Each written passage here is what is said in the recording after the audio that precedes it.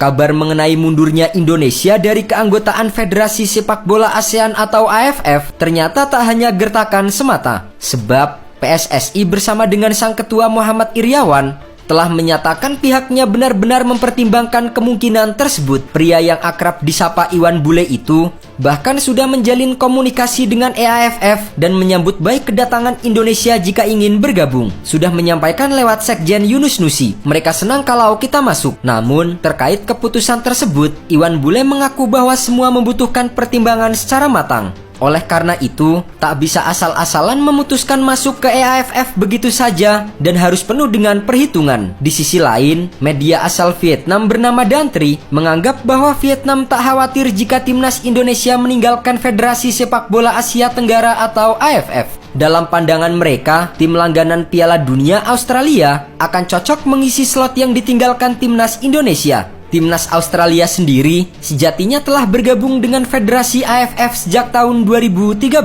Namun sejauh ini mereka belum pernah turun di Piala AFF Senior dan hanya turun di turnamen AFF kelompok umur seperti usia 16 dan usia 19.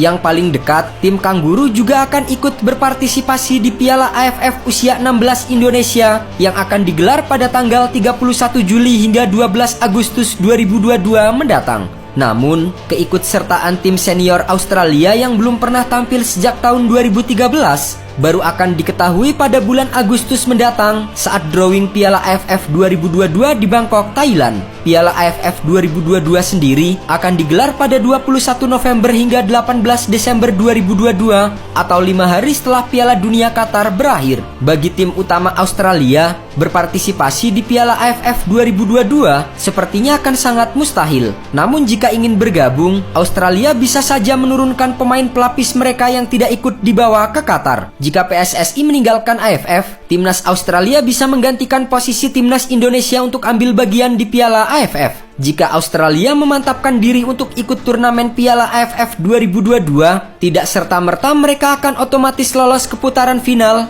meskipun mereka memiliki ranking FIFA yang bagus. Pasalnya, Australia sejauh ini sama sekali belum pernah ikut andil dalam kejuaraan Piala AFF. Otomatis, Australia belum memiliki poin di ajang ini alias 0. Mereka harus melewati pertandingan playoff melawan tim peringkat terendah. Untuk menentukan tim yang lolos otomatis ke Piala AFF, Federasi Sepak Bola Asia Tenggara menjadikan performa di edisi terakhir sebagai tolak ukurnya. Dalam hal ini, Timur Leste dan Brunei Darussalam menjadi dua tim yang memiliki nilai terburuk di Piala AFF 2020.